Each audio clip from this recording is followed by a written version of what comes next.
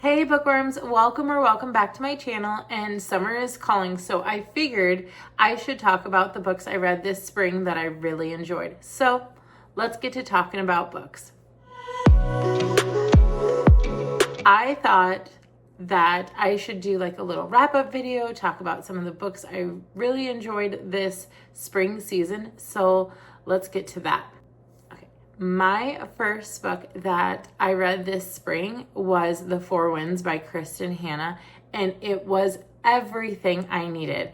It was the 30s, it was the Dust Bowl era, which I currently haven't read too much into, but this story gave you all the feels. You get happy, you get sad, you get like angry.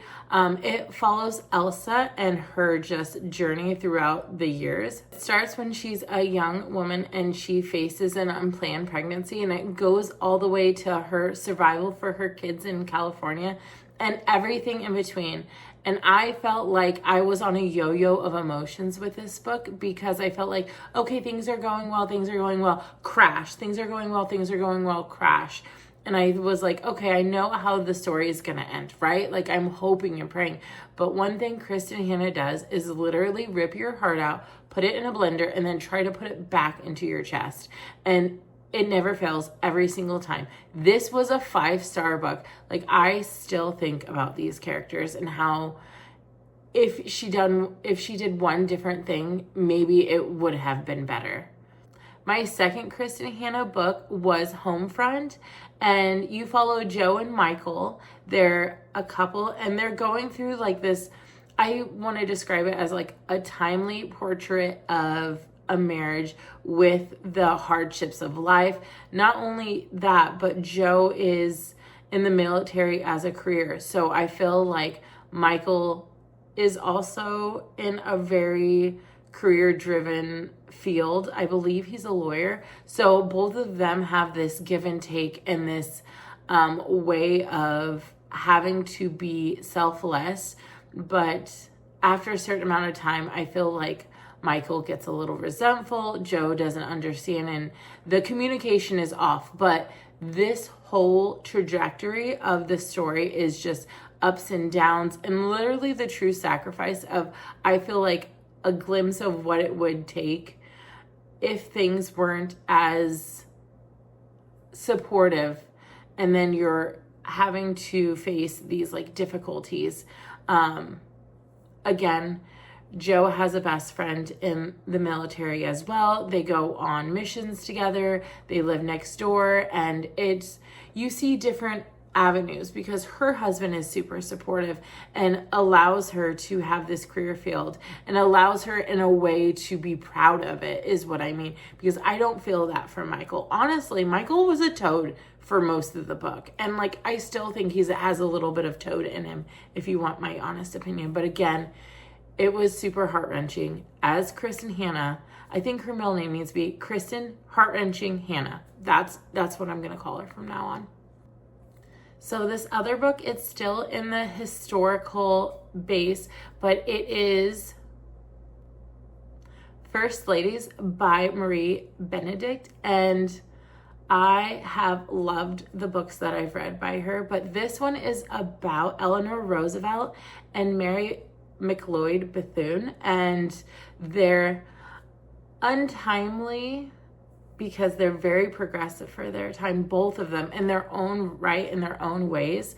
They're like untimely dynamic and friendship and the progression, and it tells a story of like extremely strong women, and I enjoyed it. I loved seeing this timepiece, and this was before her husband was our president, he was our president, and it just shows kind of that support and that role in that time. She's like a wife, but a politician's wife, but also a wife at the end of the day, and a woman, and striving for education and striving for, equality in so many different facets. And then you have Mary, who is a dynamite and literally is a timeless figure and so progressive, and just the amount of strength, and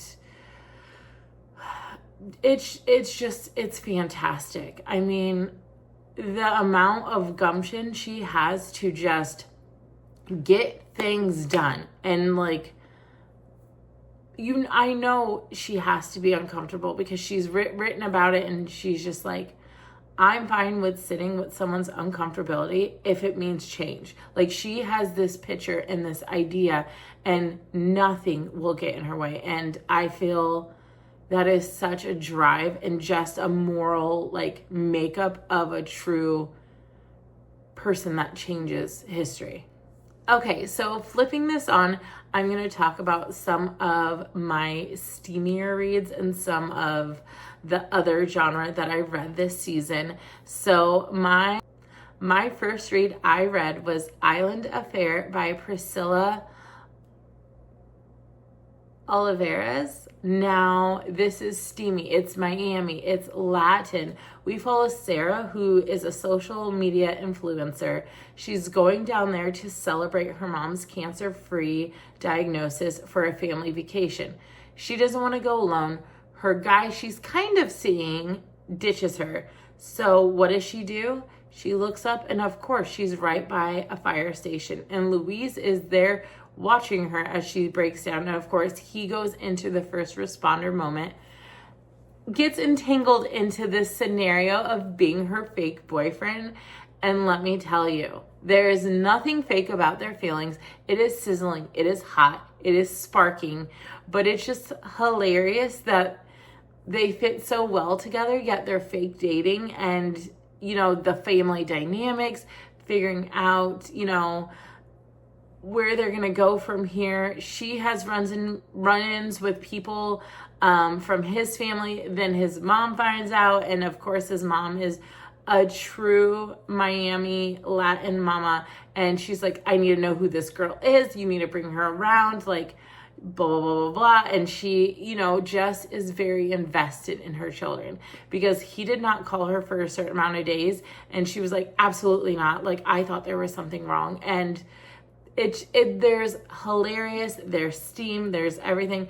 And I really liked it. And it set the mood for summer because it was definitely a good little vacation read.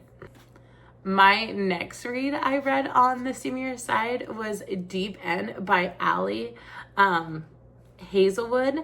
And let me tell you, swimmer, diver, college, they're in Stanford. You have Scarlett, but her nickname is Vandy, and then you have Lucas, and there is this dynamic between them. It is there, but he is in a long-term relationship with one of the other swimmers, Penelope Penn. Throughout the thing, they realize they're not meant for each other, and they decide to go their separate ways. But they don't let the team know.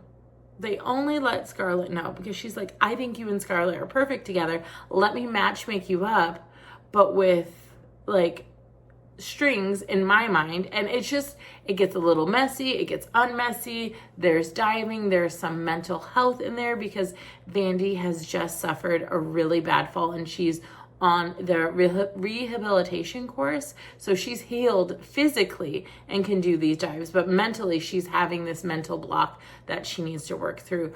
But it gives you all the butterflies. It gives you steam. It gives you, you know, a little bit of 50 Shades. I'm just going to say that, a little bit. So beware because it is definitely sinking into the deep end of a pool. My last book that I read for the spring season, I jumped on the train. And that train is Fourth Wing by Rebecca Yaros. If you know, you know. Fantasy, dragons, other world building. You have Violet Sorengel, which her mom is part of the military, like management, like a really high up, and they're broken into different like factions basically, and she wanted to go and be a scribe because that's where, you know, her heart was set. Her dad was a scribe, and her physical body makeup is not meant to be, you know, a dragon rider. It's not meant to be, you know, rough and tough and those types of things, but her mom definitely put the foot down and said, no, you're going to be, everyone in our family is a dragon rider. You're going to be a dragon rider. Your brother, your sister, you're going to be. So in order to get into that faction, you have to walk across this I think it's a parapet.